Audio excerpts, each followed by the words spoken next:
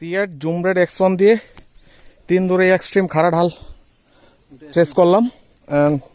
খুবই আরামে তরতর করে উঠে গেছে, যদিও রেডিয়াল টায়ার, স্পোর্টস প্যাটার্নের টায়ার, তারপরে অফরোডে চমৎকার একটা পারফরমেন্স দিচ্ছে। এবং এটা সাক্ষী আমাদের রাজভাই হচ্ছে ওনার স্টক MRF নিয়ে উঠলো।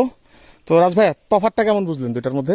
তফাৎটা ওটা আসলে জোস। আমি আপনার বাইকটা আসার পরে আমার বাইকটা তো নিয়ে আসলাম, আসলে এটার গ্রিপটা ওইভাবে হয় না। স্টক টায়ার, স্টক MRF এ ওইভাবে গ্রিপ দেয় না। হ্যাঁ, এইভাবে গ্রিপ দেয় না, এটা হলো একটা প্রবলেম। তবে ওই যে টায়ারটা জোস। আচ্ছা, সিএট টায়ারটা আমিও ইনশাআল্লাহ সিএটের নতুন একটা টায়ার আসবে 140-70-17, সেটা আমিও ইউজ করব এই সমস্যাগুলো সমাধানের জন্য।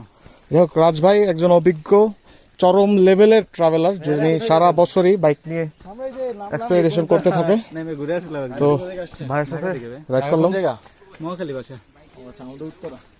এই যে উত্তরার লোক, আমাদের বাড়ির পাশের লোক। কোথায় ঘুরতেছি ভাই, মানে প্ল্যান কই? ভাইয়ের হচ্ছে ট্রেকার গ্রুপ।